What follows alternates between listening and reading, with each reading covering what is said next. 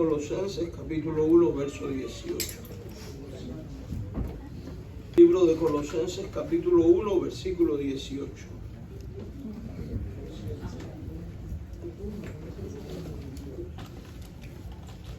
Espero poder terminar hoy el mensaje. Colosenses 1, 18 al 23. Vamos a leer desde el 15. Díganme cuando lo tengáis. Colosenses capítulo 1, versos 15 al 23. Díganme cuando lo tengan. Amén. Colosenses capítulo 1, versículos del 15 al 23. Colosenses. Hablando de Cristo, dice en la Escritura, Él es la imagen del Dios invisible, el primogénito de toda creación.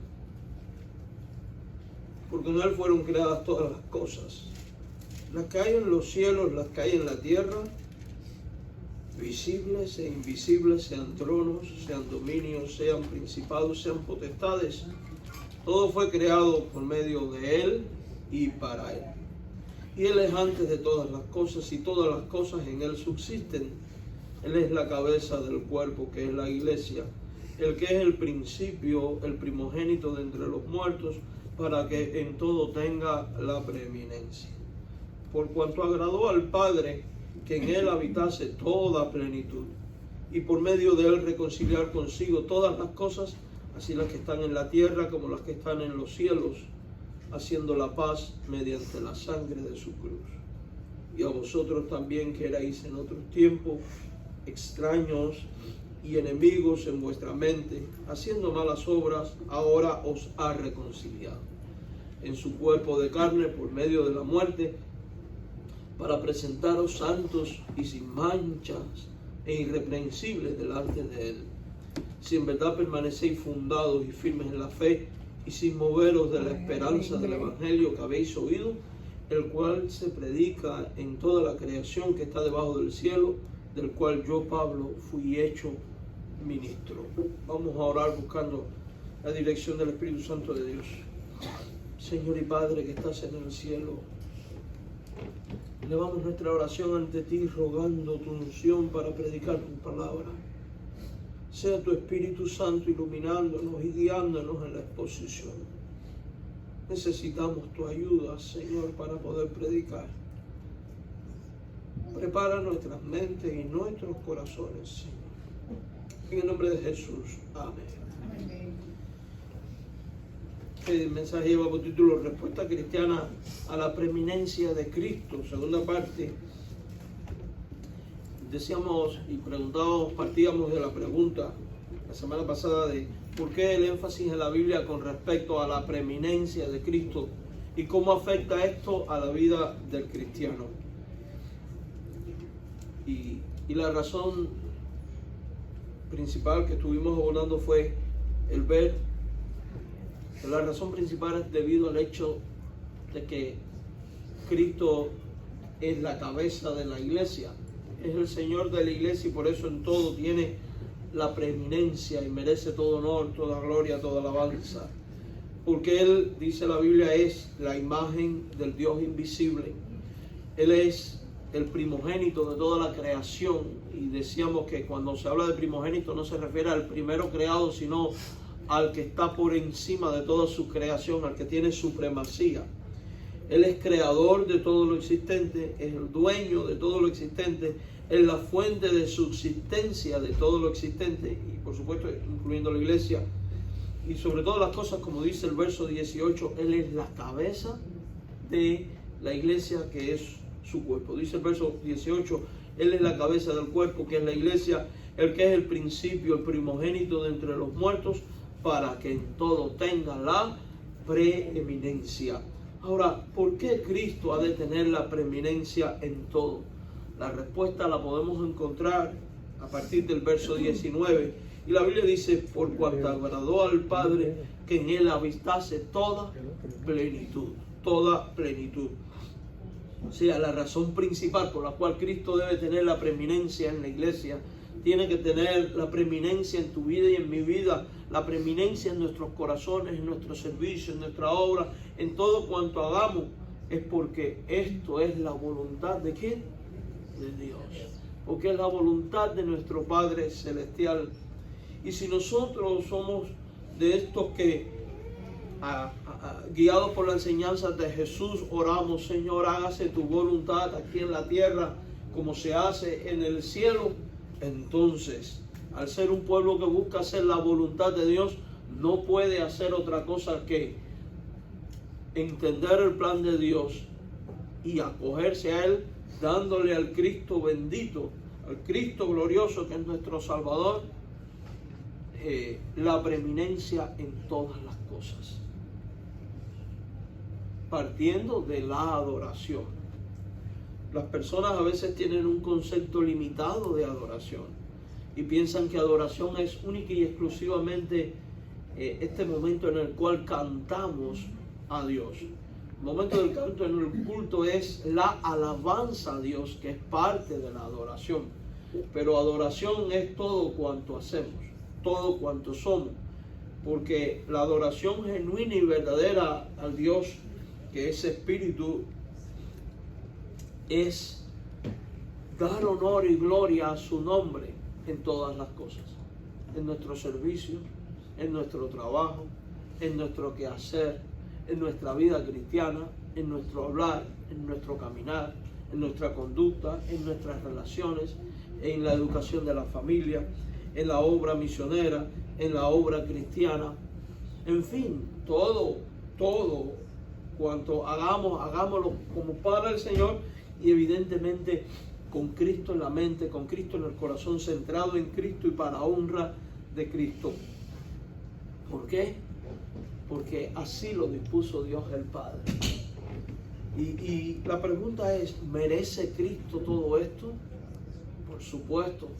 Creo que por más que hagamos y por más que nos esforcemos, nuestro quehacer y nuestro esfuerzo siempre va a ser insuficiente para poder reconocer y loar al Cristo de la gloria en todo y por todo lo que Él ha hecho por nosotros. ¿Por qué Cristo debe tener la preeminencia? Porque en Él habita toda la plenitud, dice ahí la Biblia. Y la pregunta es, ¿la plenitud de qué? Hay otro pasaje en la Biblia que dice, en Él habita toda la plenitud de la deidad. O sea, toda la plenitud de Dios está en Cristo. Y si la Biblia demanda que Dios sea adorado, que Dios sea servido, que Dios sea honrado, que Dios tenga las primicias en todo, que no haya nada que se interponga en nuestra relación con Dios, a tal punto que los 2 primeros mandamientos de la ley de Dios, de los 10 mandamientos, tienen que ver con esto. Cuando dice, no tendrás dioses ajenos delante de mí, y cuando declara, no te harás imagen de escultura ni te inclinarás a ella, yo Jehová fuerte celoso, que visito la maldad hasta la 3ª y 4ª generación, dice la Biblia. Y el resumen de toda la ley de Dios, uno de estos mandamientos tiene que ver con Dios, cuando dice, amarás al Señor tu Dios con toda tu alma, con toda tu mente y con todo tu corazón. Y si en Cristo habita toda la plenitud de la divinidad, porque Él es Dios, entonces no podemos permitir nunca que en nuestra relación con Cristo se interponga absolutamente nada. No podemos permitir nunca que en nuestra adoración al Cristo de la gloria se interponga nunca otro objeto de culto. Llámese ídolo, llámese hombre, llámese líder religioso, llámese como se llame.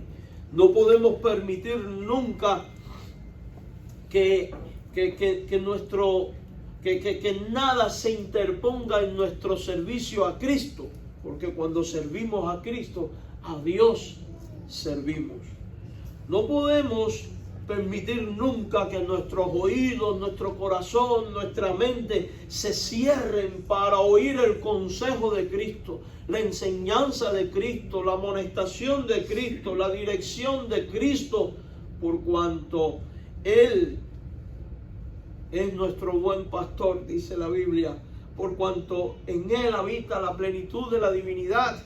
Y Él nos dice en el Evangelio que no habla por sí mismo, sino que ha oído hablar todo lo que ha oído del Padre. Por cuanto el libro de Hebreos enseña que en el pasado Dios habló por los padres y por los profetas, pero que en estos tiempos Dios nos sigue hablando por medio de Cristo, de ese Cristo en el cual habita toda la plenitud de la divinidad. Y por tanto, ese Cristo que la iglesia debe de oír, contemplar, ver, adorar, servir, seguir, obedecer. Y eso es la razón por la cual Cristo es quien tiene la preeminencia en su iglesia. Esa es la razón por la cual Dios le puso por cabeza. Esa es la razón por la cual debemos vivir y movernos y ser Cristo y solo nuestro Cristo. Amén. Porque nadie ha cuidado de nuestra alma como Él. Desde antes de la fundación del mundo, en la economía del trino Dios, aceptó despojarse de su gloria para venir, llegado el momento, a fin de ir a la cruz y sufrir aquella horrible muerte para llevar los pecados tuyos y míos cuando no lo merecíamos. Gracias. Ese Cristo glorioso que no solo lavó nuestras heridas en el Calvario, sino que día tras día lava nuestras heridas, consuela nuestro corazón y alimenta nuestra alma.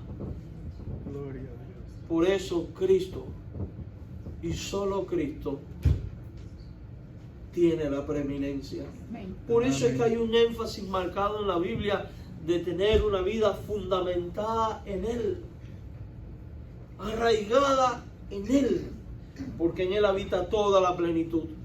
No hay nada que no necesitemos en el cual no encontremos respuestas en Cristo, ya sea consejo, provisión, dirección. Él siempre está ahí para nosotros. Y lo más extraordinario es que los hombres fallamos, pero nuestro Cristo nunca nos falla.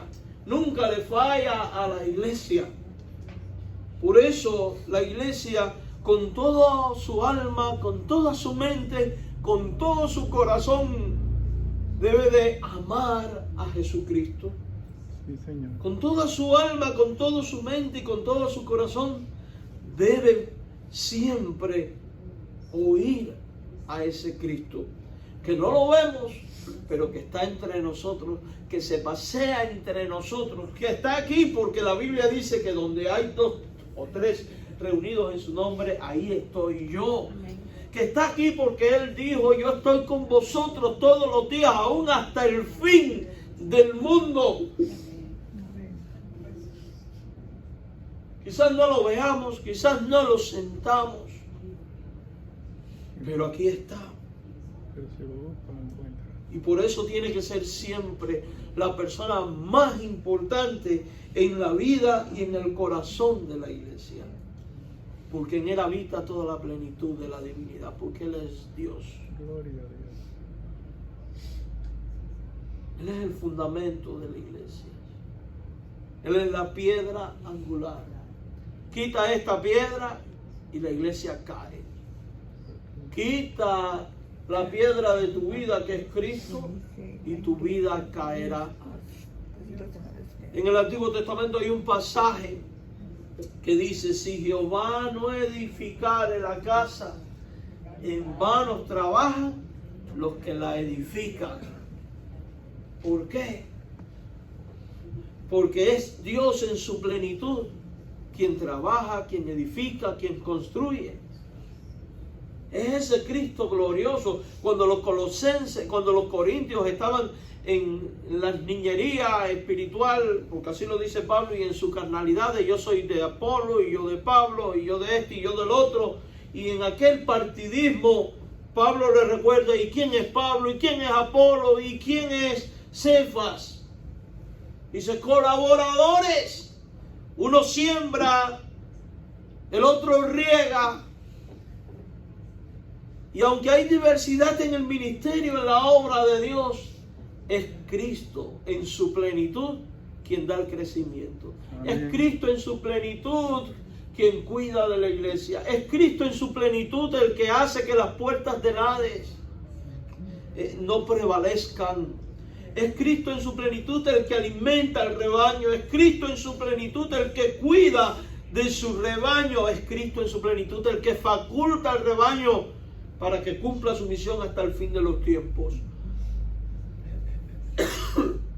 El versículo 20, en la primera parte, hay otra razón por la cual Cristo en todo tiempo debe tener la preeminencia en nuestro corazón, en nuestra vida como iglesia y como cristianos.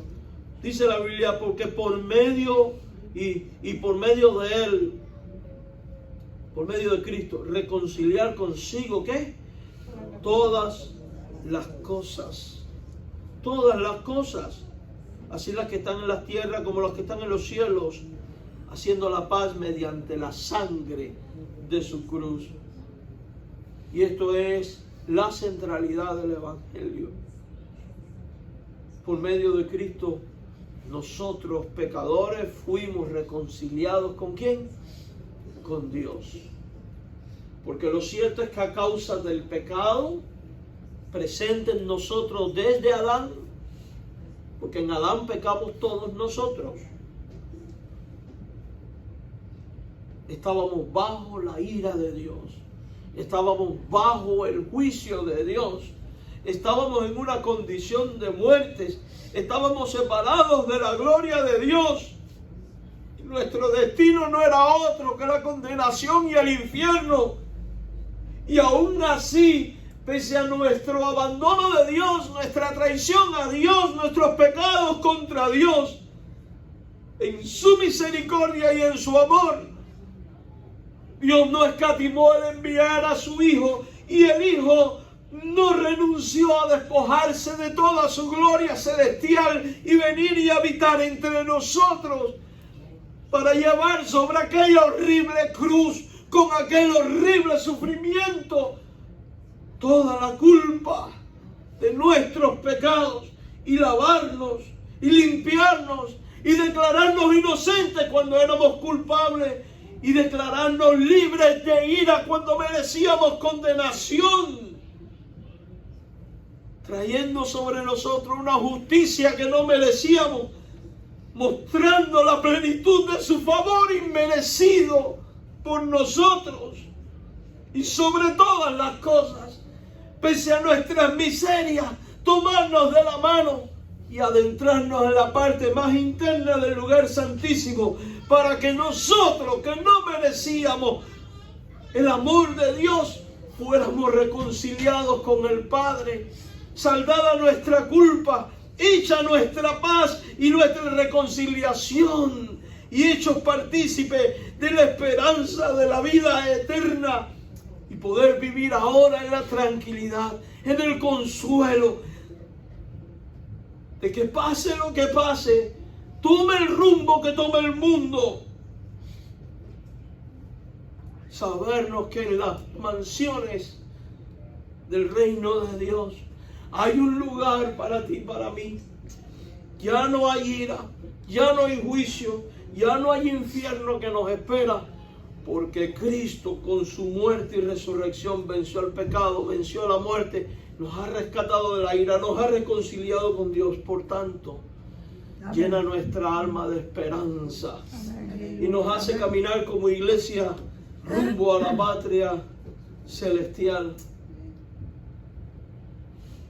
Por eso cantamos: soy peregrino aquí, mi hogar lejano está, pero allá vamos.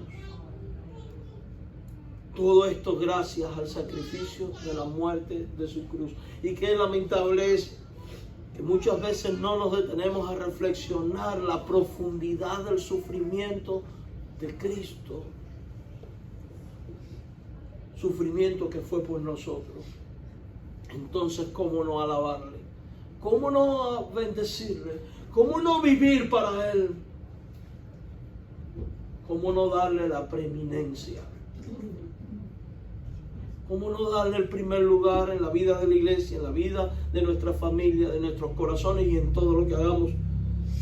Si todo lo que podamos hacer nosotros ciertamente no es más que trapo de inmundicia en comparación con todo lo que Él hizo por nosotros a reconciliarnos con Dios.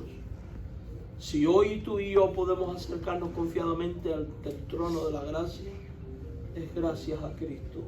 Si hoy tú y yo podemos adorar en espíritu y en verdad al Dios verdadero, es gracias a Cristo. Si hoy tú y yo somos hijos de Dios y Dios ya no es una persona distante, sino cercana, es gracias a Cristo. Si hoy tú y yo podemos vivir en la tranquilidad del cuidado providencial de Dios, es gracias a Cristo.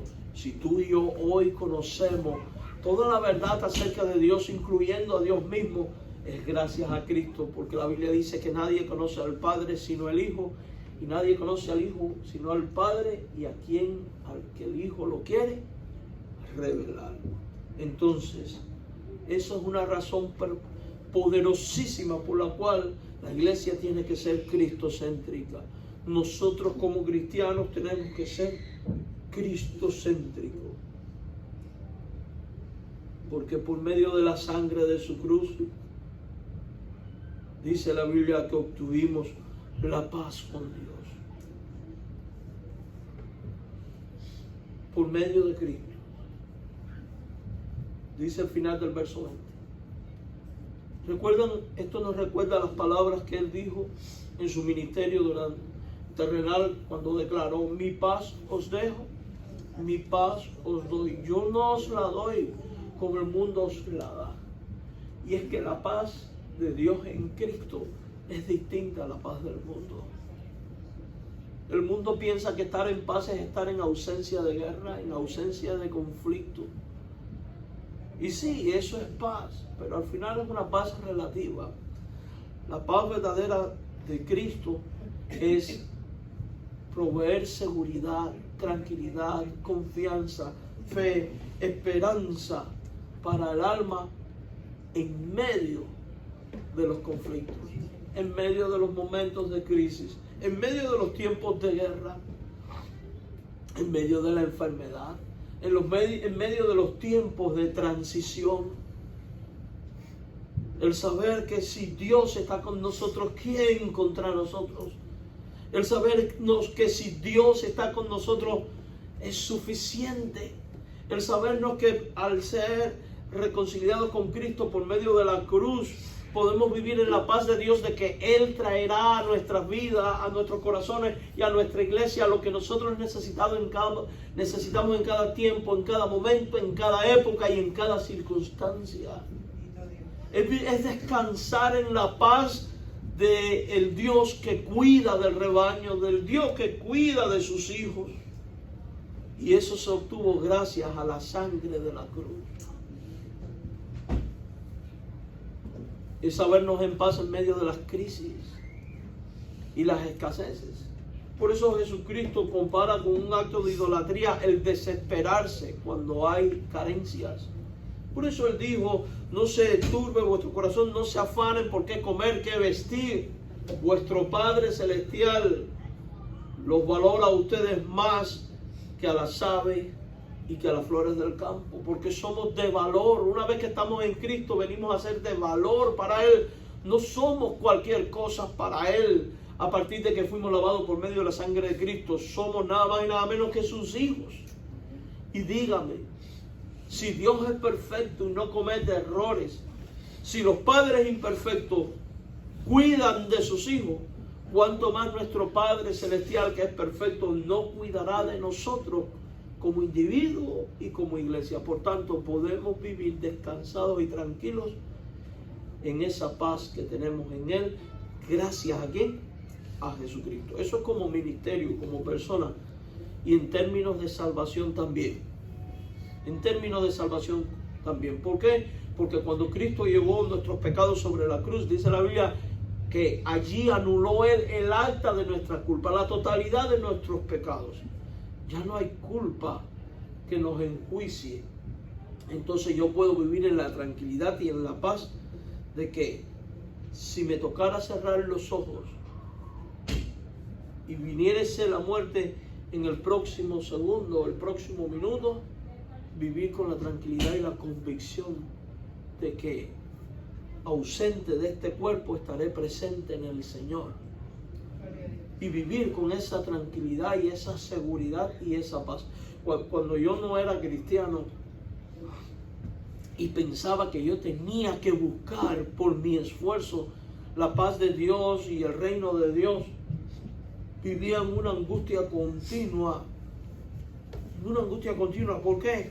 Porque pensaba que mientras más rezaba, mientras más cumplía sacramentos, mientras más hacía esto, aquello y lo otro, pues más cerca iba a estar de Dios. Y a medida que más hacía, iba descubriendo que menos podía al comparar con la santidad y la perfección de Dios, y no había descanso ni sosiego en el alma.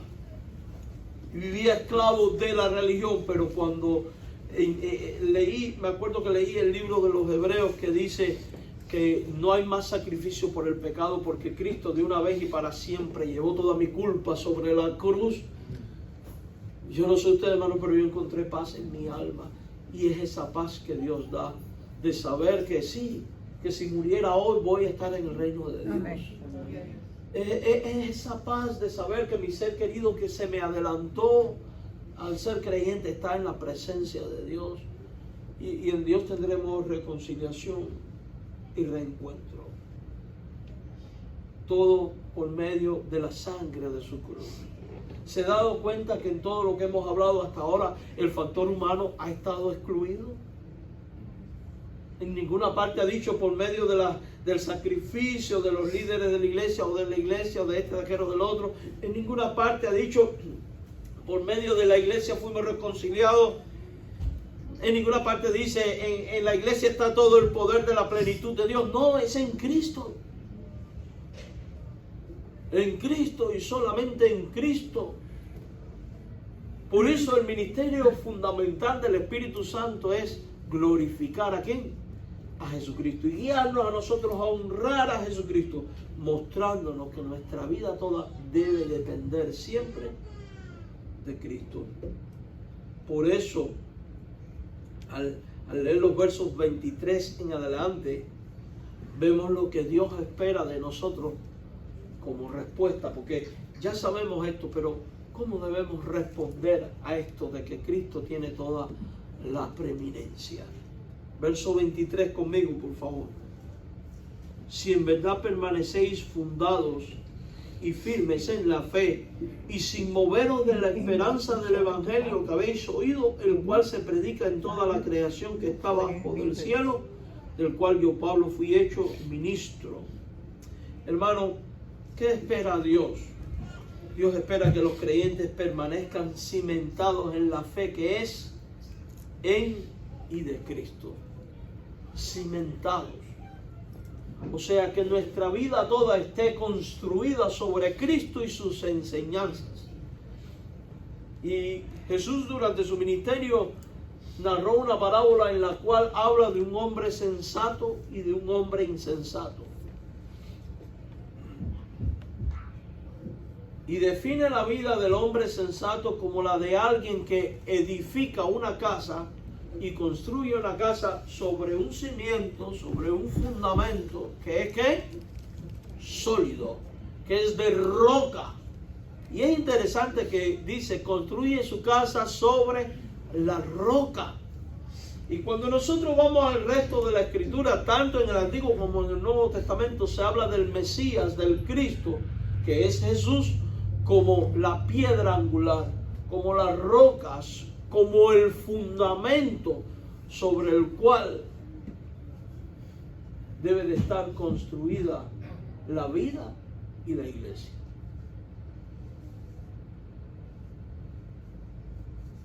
Por eso el creyente hace bien en una y otra vez leer los evangelios, una y otra vez detenerse a escuchar cada parábola, cada sermón, cada mensaje dado por Cristo.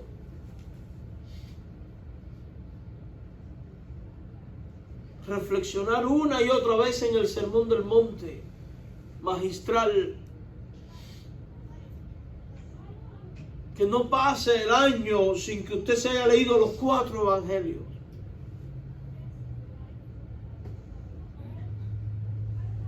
No importa Vuelva a ellos, aunque se lo sepa de memoria, mis hermanos. Porque ahí está el fundamento.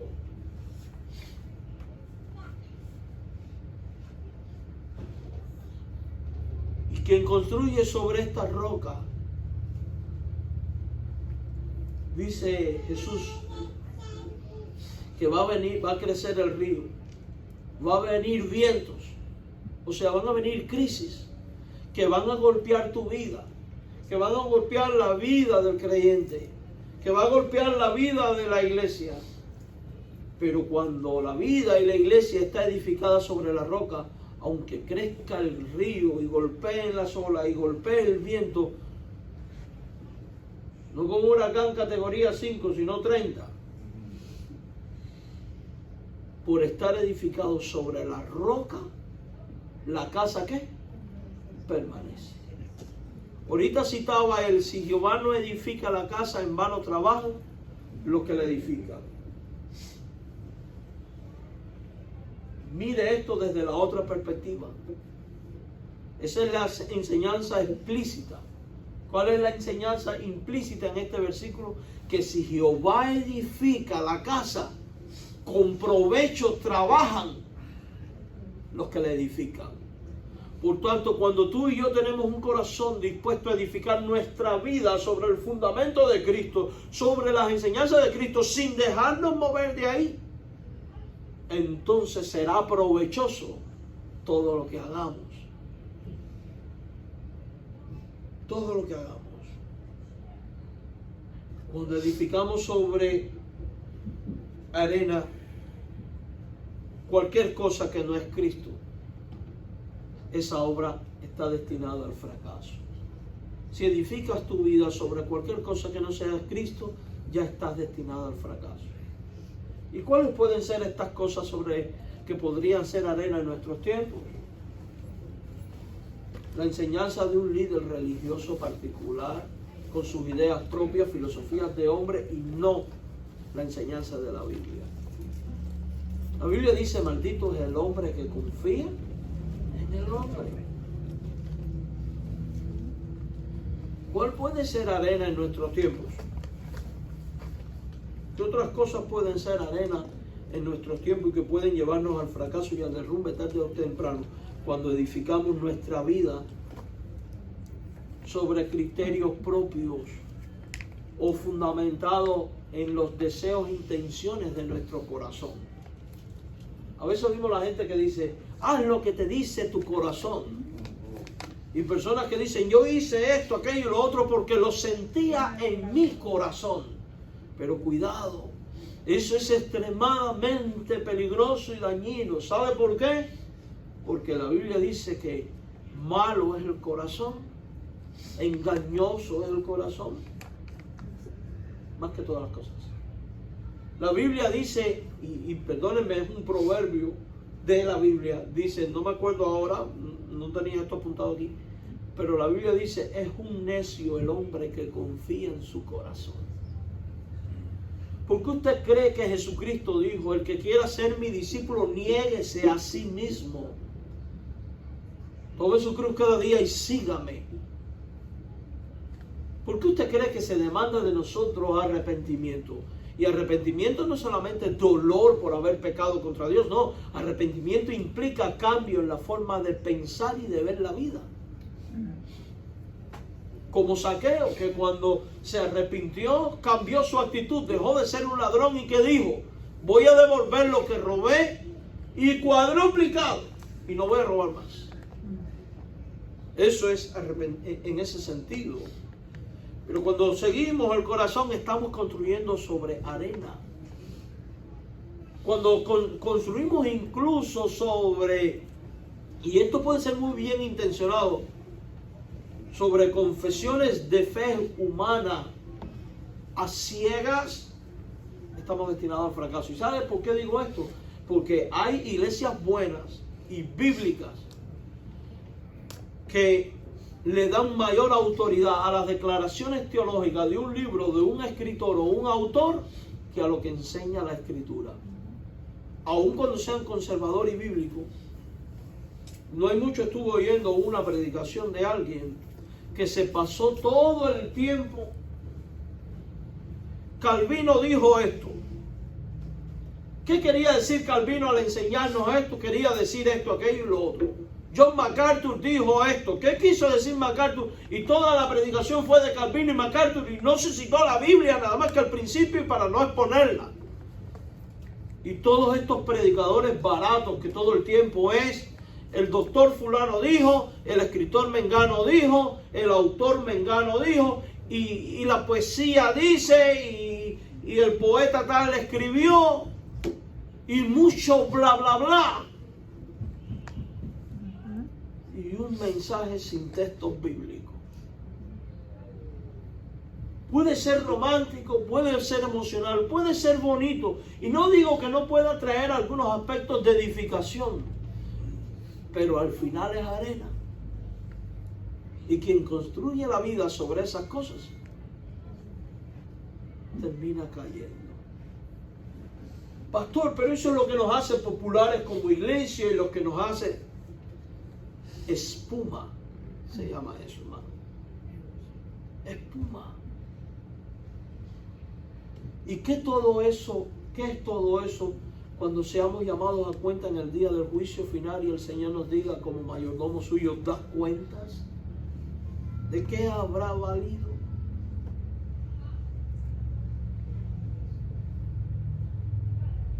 ¿De qué habrá valido? Por eso el creyente responde cimentando su vida ¿sobre qué?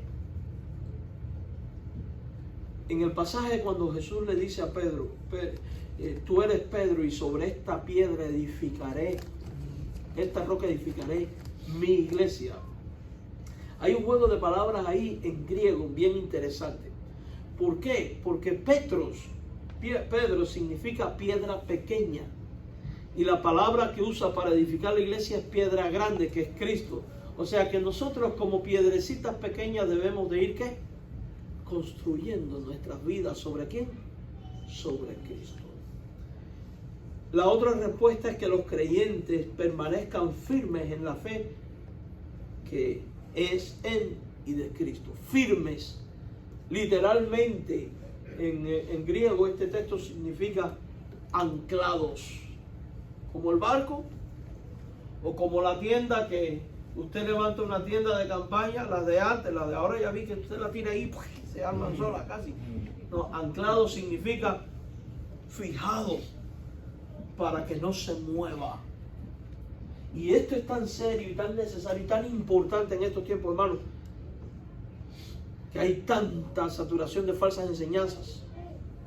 No olvidemos que la Biblia habla de que vendrán lobos rapaces vestidos de oveja para minar, contaminar y desviar al rebaño de Dios. Por tanto, debemos probar todo espíritu si son de Dios. Debemos estar fundamentados, firmes en la fe. Por tanto, tenemos que estudiar doctrina, conocer la doctrina, hacer énfasis en doctrina. Demandar del predicador, del pastor de la iglesia que enseñe doctrina conforme a la Escritura. ¿Por qué, mis hermanos? Porque la Biblia habla de falsos profetas que vienen con falsos evangelios y la Biblia dice con toda claridad, si aún desciende un ángel del cielo con un evangelio diferente, no lo recibáis. ¿Por qué? Porque se espera que la iglesia de Cristo esté firme en la doctrina que ha aprendido de Cristo. Uno de los problemas de los Gálatas fue que se desviaron. Por eso Pablo comienza la epístola diciéndole, oh Gálatas insensatos, ¿quién os enseñó? Porque es insensatez no estar firme. Y en tercer y último lugar, la tercera respuesta es que los creyentes permanezcan inamovibles en la esperanza del evangelio que han recibido. Miren la parte final del versículo 23. El cual se predica en toda la creación que está debajo del cielo, del cual yo, Pablo, fui hecho ministro. Dice, sin moveros de la esperanza del evangelio que habéis recibido. Sin moveros de la esperanza. Bueno, pastor, pero ¿quién me va a venir a quitar la esperanza del reino de los cielos? La mayoría de la cristiandad de hoy. La mayoría del cristianismo de hoy vive bajo la influencia de una corriente doctrinal llamada arminianismo, que no es más que la continuidad de una antigua herejía llamada pelagianismo. Después hubo un movimiento que lo transformó y lo que es el arminianismo, después lo que antiguamente se le llamaba semipelagianismo. Pelagio fue un pastor que enseñó que el hombre es quien escoge a Dios, no Dios al hombre.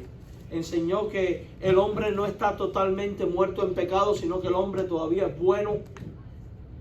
Enseñó que el hombre colabora con Dios en la salvación. Y como el hombre colabora con Dios, depende del hombre mantenerse en estado de gracia. Por tanto, el hombre puede perder la salvación, la gracia y el cielo.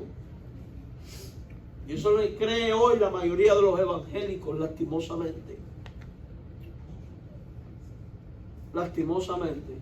Y cuando usted oye a alguien que te dice, usted puede perder la salvación y caer del estado de gracia, es alguien que le está diciendo, usted puede perder la esperanza de la vida eterna. Y la Biblia, ¿qué dice aquí? Que nadie te mueva de tu esperanza. ¿Por qué? Porque Cristo ha garantizado nuestro lugar en el reino por medio de su sacrificio en la cruz. Él ha dicho, están en mi mano y nada nos puede arrebatar de la mano del Padre. Nada. Porque dice, ni lo alto, ni lo profundo, ni lo presente, ni lo porvenir, ni ninguna otra cosa creada nos podrá separar jamás del amor ¿de quién?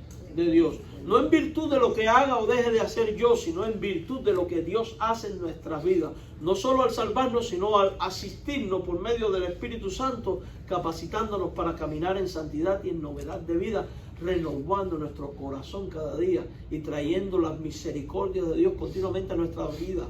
Misericordias que son nuevas cada mañana. Por tanto, no se dejen embaucar con un evangelio diferente que les roba la esperanza.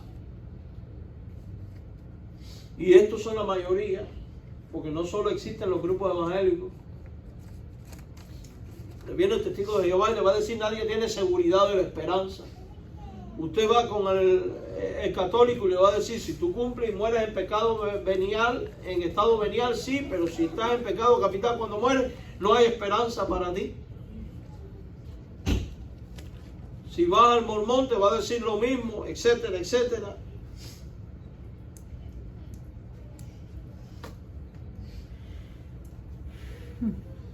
La garantía de todo esto en quién está, hermano. Por eso al Señor nuestro Dios servimos, a Él seguimos y a Él debemos de responder. Sé fiel, dice la Biblia, hasta la muerte y yo te daré ¿qué cosa? Dice Jesús, la corona de la vida. Seamos fieles a Cristo, quien tiene toda la preeminencia. Amén. Vamos a orar. Señor Dios, gracias por este tiempo, la oportunidad de predicar tu palabra. Gracias porque nos permites meditar en la persona de Cristo. Ayúdanos a tenerle a Él en el primer lugar en todo momento y a responder adecuadamente a su supremacía. En el nombre de Jesús, con acción de gracias. Amén.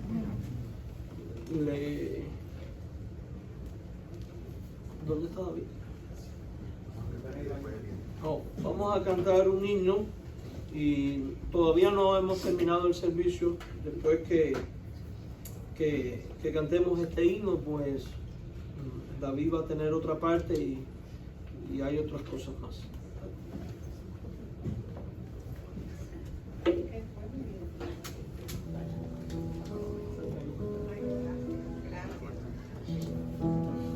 Puesto de pie, vamos a cantar este himno. Loores dad a Cristo el Rey. Un clásico de la fe.